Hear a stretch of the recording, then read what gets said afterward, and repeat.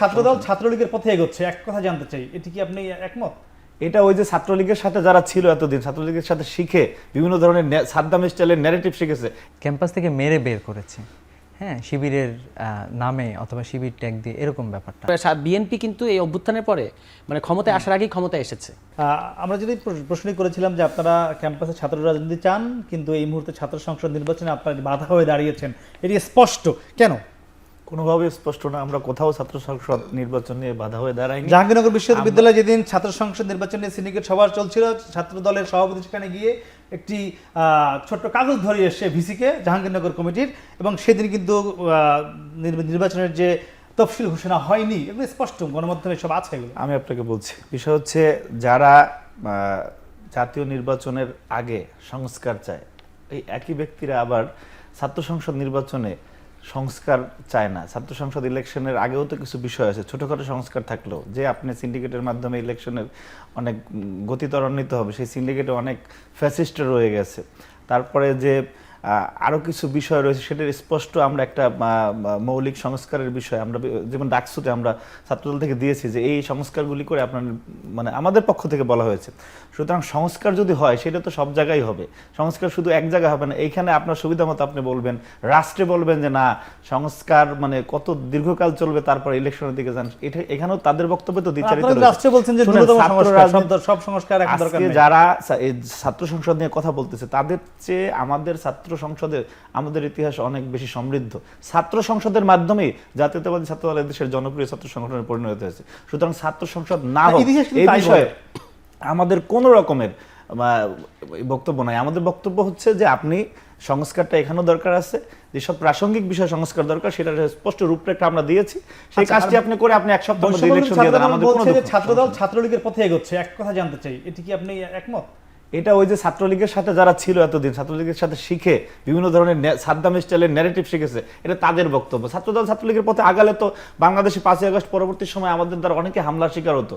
আমরা তো আমাদের গায়ে অনেকের গায়ে দাগ রয়েছে না, প্রত্যেকের গায়ে। এই যে আমার হাত ব্যাকা কোন ছাত্র শিবিরকে আপনারা ক্যাম্পাসগুলোতে কেন পাশে রাখতে চান না? কাকে? ছাত্র শিবিরকে কোনো রাজনীতি করার? তাদের রাজনৈতিক একটি দর্শন রয়েছে, আমাদের দর্শন রয়েছে, তাদের যে রাজনৈতিক কৌশল সেটার সাথে আমরা, ওনারা যে ছাত্রলীগের সাথে ছিলেন মিলেমিশে, সেখানেও ওনারা বক্তব্য দিচ্ছেন যে একটা কৌশলের অংশ।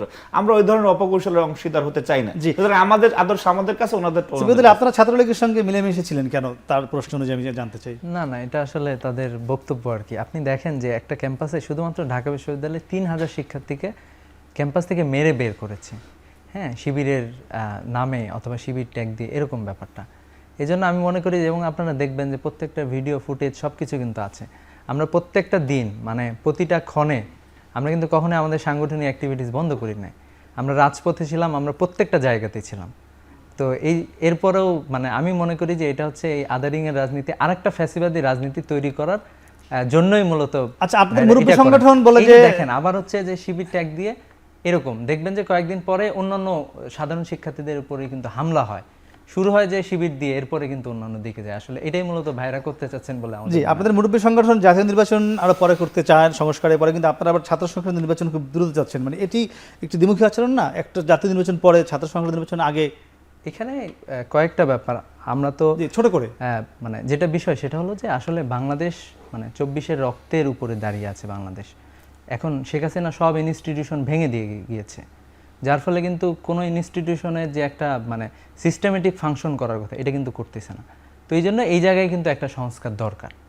তো এর বাইরে যেটা দরকার, যে ক্যাম্পাসগুলোতে আবার দেখেন যে ছাত্ররাই মূলত গণঅভ্যুত্থানটা ঘটিয়েছে, সুতরাং সাধারণ শিক্ষার্থীদের একটা যাতে মানে প্রকৃত লিডারশিপ যাতে ক্যাম্পাসে প্রতিষ্ঠিত হয়, এটা যে বাই ডিফল্ট এটা যে ছাত্রদল না হয়ে যায় অথবা অন্য কোনো দল যাতে না হয়, বরং সাধারণ শিক্ষার্থীরা যেহেতু তাদের মত দেওয়ার সুযোগ আছে, তারা মত দিয়ে তাদের। আচ্ছা, একদম 10 সেকেন্ডে জানতে চাইবে, জাতিসংঘ যে মানবাধিকার কমিশন এসেছিল, তারা যে তথ্য অনুসন্ধান করেছিল, সেখানে তারা বলেছে ছাত্র শিবিরের ইন্টারভিউ তারা পায়নি। আপনারা কেন দিলেন না ইন্টারভিউ? ছাত্র ইন্টারভিউ পায় নাই, এটা তারা নিশ্চয়ই কোনো ভুল করেছে। আমরা তো বিভিন্নভাবে তাদেরকে দেওয়ার চেষ্টা করেছি। না, আপনি নিজে কি দিয়েছেন? অনেক ধরনের ডকুমেন্ট তারা গিয়েছে। ক্ষেত্রে বলা হয়েছিল যে জামাত শিবির দুটোই বলা ছিল, শিবিরের কথা বলা ছিল, জামাতের ক্ষেত্রে বলা হয়েছে, কিন্তু আমরা কিন্তু আমাদের কর্মীরা আমরা সবাই বিভিন্ন জায়গায়। আপনি নিজে ছিলেন, আপনি কি নিজে বলবেন যে আপনি ছিলেন কিনা? আমরা একটা ওনাদের ইয়েতে ছিলাম, আপনি নিজে মতামত দিয়েছিলাম। জি জি যে সালাউদ্দিন হোসেন ছাত্র সংসদ নির্বাচন নিয়ে বৈষম্য বিরোধী ছাত্র আন্দোলন কি চায়, ছাত্র শিবির আগে চায়, ছাত্রদল পরে চায়, সংস্কারের পরে আপনারা কি চান? না, যেটা উনি একটু আগে বললেন, ওনাদের ক্ষেত্রে কিন্তু একই কথা প্রযোজ্য। ওনারা দেশে নির্বাচন চান সংস্কার ছাড়া, এখন কিন্তু ছাত্র সংসদের বেলা সংস্কার হতে হবে, পরে নির্বাচন হতে হবে। ফলে এটা আমরা বুঝতে পারছি যে সবাই সবার পজিশনের জায়গা থেকে যেটা যেখানে যে সুবিধা হয় একদম, সেখান একদম। থেকে করছে। কিন্তু আমি মনে করি যে ছাত্র সংসদ নির্বাচন আজ হোক কাল হোক, সংস্কার হওয়াই উচিত, হয়ে দ্রুততম সময়ের মধ্যে নির্বাচন হওয়া উচিত ছাত্র সংসদ, কারণ এটা না হলে এই ধরনের ক্যাম্পাসে কোনো নেতৃত্ব থাকে না। এবং আপনারাও তো আবার রাষ্ট্রীয় সংস্কার চান, এখানে সংস্কার লাগবে না? আমি না করছি না তো, এখানে সংস্কার করেন, এখানেও সংস্কার করে দ্রুততম সময়ে নির্বাচন দেন। বৈষম্যবিরোধী ছাত্র আন্দোলন কি বলেছে? আমি শুনি নাই যে তারা বলেছে যে সংস্কার লাগবে না, নির্বাচন দেন। সংস্কার ছাত্র সংসদের ওই ইয়েগুলো জোর কম সংস্কার বেশি দেয় আর করতে- কি। সংস্কার করতে কত সময় লাগবে? কিন্তু আপনি যেটা বলেছেন এটা কিন্তু সিরিয়াস। ছাত্রদল কিন্তু সত্যি সত্যি বিভিন্ন জায়গায় চিরকুট দিয়ে এখন ইলেকশনটা এক ধরনের বন্ধ করে রেখেছে, ঠিক আছে? তো এটা তারা কেন আমাদের করছে তারা এত জানে। শক্তি ভাই, চিরকুটে সবকিছু বন্ধ হয়ে যাচ্ছে। না, অবশ্যই আপনাদের অনেক বেশি শক্তি, কারণ বিএনপি কিন্তু এই অভ্যুত্থানের পরে মানে ক্ষমতায় আসার আগেই ক্ষমতায় এসেছে, ঠিক আছে? মানে তারা- কিরকম? মানে আপনি দেখতে পাচ্ছেন না যে প্রোক্লেমেশন, সংবিধান, রাষ্ট্রপতি সকল কিছুতে ওনারা খামোশ বলে ইন্টারিম খামোশ হয়ে যায়। যৌক্তিক দাবি আর- বলার আর- আটকে অধিকার দিচ্ছি। আমাদের আছে ভাই, আমাদের জি, যৌক্তিক কথা একদম। বলার অধিকার তো আছে ভাই। না কথা শুধু কথা তো না, জি, আটকে 30 দিচ্ছেন সেকেন্ডে আপনি। বদরুদ্দিন শিশির, এই যে আপনি যেহেতু ফ্যাক্ট চেকিং নিয়ে কাজ করেন, আপনার কাছে 30 সেকেন্ডে জানতে চাইবো, ট্যাগিংয়ের রাজনীতি কি বাংলাদেশে 5 আগস্টের পরে বন্ধ হয়েছে? না, হয়নি, নানানভাবে ট্যাগ চলতেছে। ধরেন যে কেউ শিবির, কেউ ইসলাম বিদ্বেষী, কেউ আবার হচ্ছে এই যে বললেন যে ইসলাম কি জানি মুসলিম বিদ্বেষী, এই টাইপের নানান কিছু। সো এগুলো বন্ধ হয় নাই এবং আমরা আশা করি বন্ধ হবে, কিন্তু বাস্তবে আমি জানি না কতটা বাস্তবায়ন হবে। আমি এর বাইরে একটা কথা বলতে চাই যে আমরা ওই যে কথাটা বলতেছিলাম যে সোশ্যাল মিডিয়াতে আমরা বিভিন্ন পক্ষ ক্রেডিট নিয়ে টানাটানিতে ব্যস্ত, নানান কিছুতে ব্যস্ত, অথবা এক জায়গায় মারামারিতে কেউ ব্যস্ত।